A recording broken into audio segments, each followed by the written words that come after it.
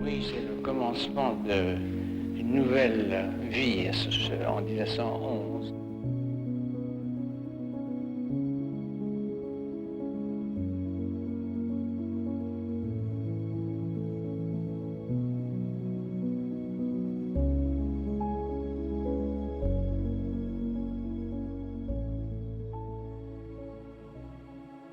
La composition est l'art d'arranger de manière décorative les différents éléments dont le peintre dispose pour exprimer ses sentiments. L'année 1911 est une grande année dans la carrière d'un des peintres les plus influents du XXe siècle. Avec ses grands intérieurs, la famille du peintre, l'atelier rose, intérieur aux aubergines et l'atelier rouge, Henri Matisse va bousculer les codes de la peinture et des arts décoratifs et va s'affirmer comme un artiste majeur de son temps. En une seule année, il va inventer une nouvelle manière d'appréhender l'espace, allant parfois jusqu'au seuil de l'abstraction. Ce 10e épisode est certainement l'un des plus importants de la série 1911, un tournant pour l'art moderne. Matisse réalise à 41 ans 4 chefs-d'œuvre de l'art du XXe siècle. Henri Matisse est un artiste que j'apprécie énormément, et je produirai certainement une autre vidéo à l'avenir afin de rentrer plus en détail dans son immense carrière, ce qui me permettra de vous parler notamment de ma période préférée, celle des papiers gouachés découpés. Henri Matisse est un peintre célèbre depuis le scandale de la cage aux fauves au Salon d'automne 1905. Accompagné de Derain, Vlaminck et Marquet, Matisse est proclamé chef de file du fauvisme. Il réalise ensuite La joie de vivre qu'il expose au Salon des Indépendants, puis voyage beaucoup, en Algérie, en Italie, puis en Allemagne, commence à enseigner, expose à New York et finit par signer son premier contrat avec une galerie en 1909. Cet été-là, le peintre originaire du nord de la France déménage à Issy-les-Moulineaux et construit son atelier, un bâtiment préfabriqué de 10 mètres sur 10, au mur de 5 mètres de haut. En octobre 1910, Henri Matisse découvre l'exposition consacrée aux arts musulmans à Munich. Puis il se rend en Espagne. Durant cette fin d'année, sa fascination pour les motifs ornementaux comme l'arabesque débute réellement et ne cessera plus jamais. Il tire vite les leçons de ses découvertes.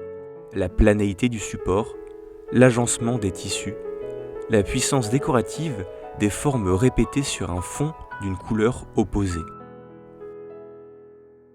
Certainement séduit par l'étincelante lumière méditerranéenne, Matisse part s'installer l'été suivant dans le sud, à Collioure, de la fin du mois d'août jusqu'à la mi-octobre.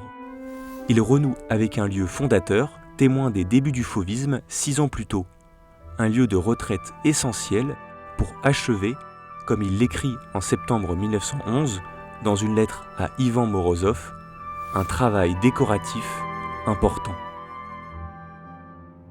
En décembre 1910, le collectionneur russe Shtukin demande à Matisse un tableau à la manière de Paul Cézanne. Il joint une photographie des joueurs de cartes, certainement la grande version à 5 personnages. En le regardant, dit-il, « J'ai pensé peut-être un jour que vous ferez aussi un tableau de composition avec des figures en habit, peut-être le portrait de votre famille. » Matisse, alors en voyage en Espagne, est embarrassé. Il ne comprend pas vraiment pourquoi ce collectionneur lui demande de faire un tableau comme Cézanne. En proie au doute, les semaines passent. Il ne reviendra qu'au bout de 2 mois à la mi-janvier 1911 et envoie tout de même un croquis à Shtukin et se met au travail. En mai, l'angoisse le guette. Le tableau n'est pas fini et peut-être qu'il ne plaira pas. À la fin du mois, Matisse reprend confiance et termine de réaliser par la même occasion l'atelier rose.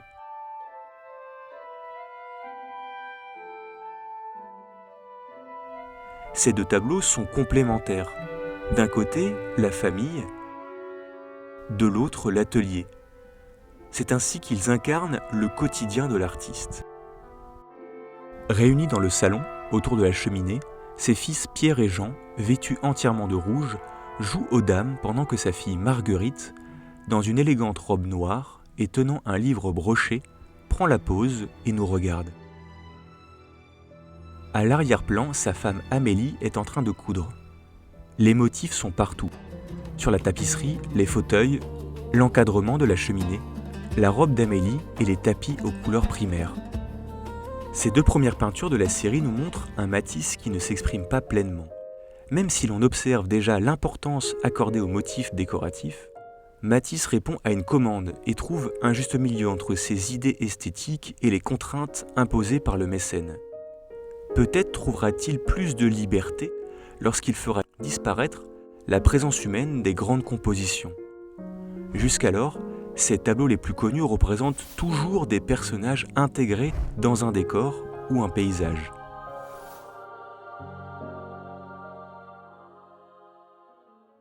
Peinte à la détrempe à la colle et mesurant plus de 2 mètres sur 2, cette œuvre charnière est conservée depuis son acquisition en 1922 au musée de Grenoble. L'œuvre la plus radicalement décorative qu'il ait jamais peinte, dira Dominique Fourcade en 1974. On se presse pour voir le tableau dans son atelier, à Collioure d'abord, puis à Issy-les-Moulineaux. Des amis artistes, des critiques, des collectionneurs, et en particulier la famille Stein, qui décide de l'acheter dès l'automne 1911 et le montre à leur tour dans leur salon de la rue Madame. Mais le peintre a senti que ce tableau avait une dimension spéciale. Il décide de le racheter quelques années plus tard et décide d'ajouter une bordure florale, puis la supprime, en rétablit une autre qu'il fera au bout du compte disparaître. Quand il décide de l'offrir pour 2 francs symboliques au musée de Grenoble, c'est le premier musée français à posséder une toile du maître. Elle deviendra par la suite la peinture la plus importante de Matisse, conservée dans les collections publiques françaises. Loin d'être une peinture traditionnelle à l'huile, le 3e intérieur de la série a été réalisé à partir d'une technique pratiquée depuis l'Antiquité. Les pigments sont d'abord broyés, puis détrempés à l'eau et enfin liés à la colle. Cette méthode nécessite des précautions que Matisse ne respecte pas. Il ne tient pas compte de la sous-couche d'accroche et n'hésite pas à superposer les couches de couleurs. Résultat, des particules de pigments ont commencé à se détacher du support. C'est pourquoi l'œuvre est aujourd'hui recouverte d'une vitre. Dans Intérieur aux aubergines, nous faisons face à un univers centrifuge, en expansion. Matisse invente un nouvel espace à regarder avec un nouveau mode de vision. Tout est ramené au même plan. Quand on essaye de parcourir la toile et de comprendre l'agencement des éléments dans l'espace, cela n'est possible que jusqu'au miroir, qui reflète les légumes et les objets sur la nappe. Nous sommes alors contraints de reprendre les choses au centre, sur cette table où sont disposées les 3 aubergines. Mais finalement, le centre est partout, car aucun autre élément n'est privilégié par rapport au reste. Les éléments du décor sont juxtaposés sur le même plan. Pour notre vision, c'est un cheminement lent et rapide à la fois. Les aubergines, qui paraissent flotter sur le tissu rougeâtre, sont encadrées par un paravent aux arabesques florales. Des fleurs bleues tapissent le sol, qui se confond avec le mur marron violacé. Les rectangles peuvent être des cadres, des châssis ou des fenêtres. Partout, des pans d'espaces multiples s'interpénètrent. Il s'agit de lire le tout simultanément ou rien. Cette peinture de Matisse franchit un nouveau cap. Elle ne raconte rien, ni récit, ni événement, ni bonheur, ni misère. Tel un accord de motifs ornementaux, elle révèle une structure permanente dans un état de corrélation et de correspondance infinie. Matisse commence la dernière toile de la série en octobre. Puis il va séjourner à Moscou en novembre, invité par Sergueï Chtoukine pour visiter son hôtel particulier et découvrir la pièce destinée aux 3 grands formats du peintre. L'homme d'affaires russe lui avait commandé 2 ans plus tôt la danse et la musique. Là-bas, Matisse en profite pour s'émerveiller devant les icônes russes. Ici, l'artiste peintre met en scène son atelier et nous offre une vision de l'endroit où il passe des heures à regarder, penser, dessiner et peindre. Dans ce tableau, il est difficile de distinguer une quelconque perspective. Les objets, notamment des toiles peintes, semblent littéralement flotter dans un espace rouge intense. Dans Chroma, un livre de couleurs, Derek Jarman évoque le tableau de Matisse. Les murs de l'atelier de Matisse étaient gris, mais il n'en a pas tenu compte. et il a célébré en fanfare le nouveau siècle, imaginant des murs rouges dans son atelier de 1911. Dans ce tableau, la pièce et tous les meubles sont dissous dans l'écarlate, comme saturés. Saturer la toile de rouge est audacieux pour l'époque. Seuls les cadres et l'accrochage des toiles ainsi qu'une fine ligne orangée permettent de figurer l'espace. Le traitement en négatif, la ligne étant orange et non noire, confère au tableau une dimension particulière et unique. Il supprime la profondeur. L'image qui nous est renvoyée est presque abstraite. Matisse se libère ainsi du sujet et offre son plein potentiel à la couleur. Cette recherche de liberté par l'expression pure de la couleur, sans nuance, sans chercher à représenter clairement le réel, me rappelle les recherches de Vassili Kandinsky, à la même époque, ou encore celles de Piet Mondrian, avec notamment son moulin, lui aussi rouge. Où ai-je trouvé ce rouge ? Je ne sais pas. Je trouve que tous ces objets, les fleurs, les meubles, la commode, ne deviennent ce qu'ils sont pour moi que lorsque je les vois avec ce rouge. Le collectionneur russe refusera finalement d'acheter le tableau. Pourtant, c'est bien lui qui acheta la desserte Harmonie rouge 3 ans plus tôt. Son atelier, intitulé au départ Panneau rouge, est exposé pour la première fois en octobre 1912 à Londres, puis aux États-Unis en 1913 à l'Armory Show. La toile sera tout de même achetée en 1927 par un jeune Britannique qui tenait le Gargoyle Club à Londres.